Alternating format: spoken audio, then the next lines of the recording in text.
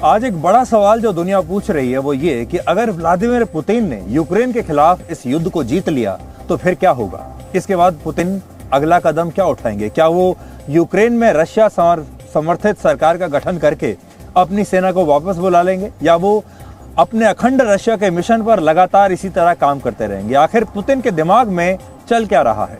इस समय रशिया और पुतिन के लिए सबसे भरोसेमंद देश है बेलारूस। बेलारूस न सिर्फ रशिया की मदद कर रहा है बल्कि बेलारूस के राष्ट्रपति अलेक्जेंडर लुकाशेंको ने यह ऐलान किया है कि भविष्य में सही समय देखकर वो बेलारूस का रशिया में विलय भी कर देंगे। लेकिन इससे बड़ी बात यह है कि बेलारूस के राष्ट्रपति ने शायद गलती से पुतिन की अगली योजना के बारे में दुनिया को बता दिया, या कह लीजिए कि उनके मुंह से निकल गया।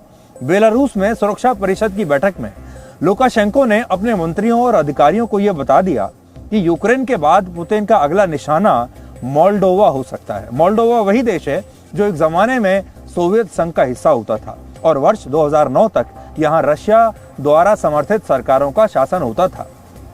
लेकिन इसके बाद मोल्डोवा में यूक्रेन की तरह ऐसी सरकारों का शासन आया जिनका झुकाव रशिया से ज्यादा पश्चिमी देशों की तरफ हो गया।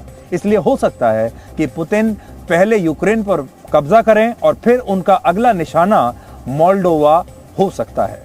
Атомная станция – это страшнее ядерного оружия. Торрент-2, которые мы новые закупили, называют точки. Они, наверное, не секретные для натовцев, они все видят. Мы поставим С-400, который будет находиться чуть западнее Минска. Тысячи раненых прибыли в Гомель. Кричат наши беглые и прочее. ये बात हम आपको पहले भी बता चुके हैं कि पुतिन अब अखंड रशिया के अपने मिशन को पूरा करना चाहते हैं और इस मिशन के तहत वो रशिया की सीमाओं का लगातार विस्तार कर रहे हैं और मोल्डोवा देश इसी कड़ी का हिस्सा है। और इसकी दो बड़ी वजहें हैं। पहली बड़ी वजह यह है कि मोल्डोवा नेटो का सदस्य देश नहीं है, इसलिए अगर रशिया वहां अपनी सेना भेजता है तो नेटो देश यूक्रेन की तरह उसे भी बचाने के लिए नहीं आएंगे।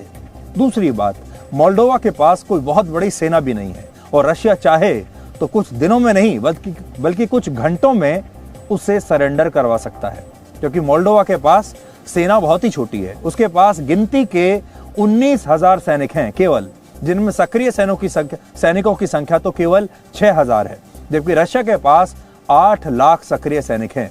इसके अलावा मोल्डोवा के पास केवल 3 एयरक्राफ्ट हैं और सिर्फ 10 टैंक्स हैं और फाइटर जेट तो उसके पास एक भी नहीं है, जबकि रशिया के पास न्यू जनरेशन के ही 772 लड़ाकू विमान हैं और 4100 एयरक्राफ्ट और 12,000 टैंक्स की बहुत बड़ी आर्मी रशिया के पास है। यानी रशिया के लिए मोल्डोवा को जीतना आप ऐसा समझ लीजिए कि कुछ घंटों का काम होगा।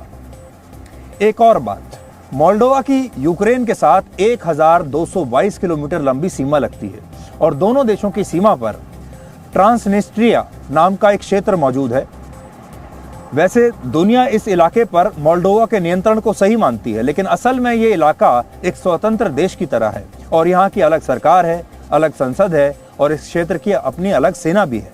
और सबसे बड़ी बात यह कि इस इलाके को रशिया समर्थित ताकतों का गढ़ माना जाता है और यहाँ 2000 रशियन सैनिक पहले से ही तैनात हैं। यानी आप कह सकते हैं कि मोल्डोवा पर रशिया की नज़र पहले से थी और हो सकता है कि पुतिन के दिमाग में ये बात चल रही हो कि जब दुनिया यूक्रेन पर हमले के लिए रशिया को गलत मान ही रही है, तब रशिया अपनी सीमाओं का विस्तार ऐसे ही जारी रखे, क्योंकि अगर रशिया मोल्डोवा पर भी अपना कब्जा कर लेता है तो वहां रशिया के समर्थन वाली सरकार बनवा देता है, तो पुतिन अखंड रशिया के अपने मिशन में एक कदम और आगे बढ़ जाएंगे। अखंड रशिया बनाने के लिए पुतिन वर्ष 2000 से ही काम कर रहे हैं और आप इस मिशन को इस नक्शे के जरिए समझ सकते हैं। वर्ष 2008 में रशिया ने जॉर्जिया के 2 प्रांत अबकाजिया और साउथ ओसेटिया को स्वतंत्र देश के रूप में मान्यता दी।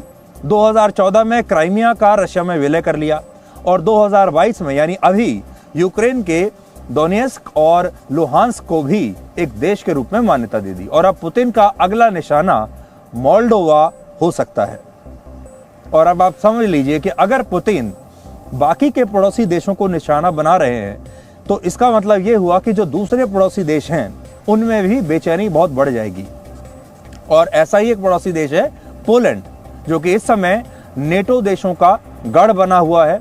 और जो मैं जिस बेचैनी की आपसे बात कर रहा था वो इसी तरह की बेचैनी है कि अगर रशिया अपने इस युद्ध का विस्तार करता चला गया, अगर ये युद्ध एक देश से दूसरे देश में फैलता चला गया, तो फिर जो आगे जो देश हैं, जो एक ज़माने में पुराने कम्युनिस्ट देश हुआ करते थे, जी हाँ, जो ऐसे देश हैं जो एक ज़माने में सोवियत संघ के हिस्सा हुआ करते थे, उन देशों में बेचैनी बढ़ना बहुत ही लाजमी है। और उस लिहाज से हम आज जिस जगह से आपको ये शो दिखा रहे हैं, यानी पोलैंड से, उस लिहाज से ये जगह बहुत ही महत्वपूर्ण हो जाती है। Presenting B News app available on Google Play and App Store. Download it now.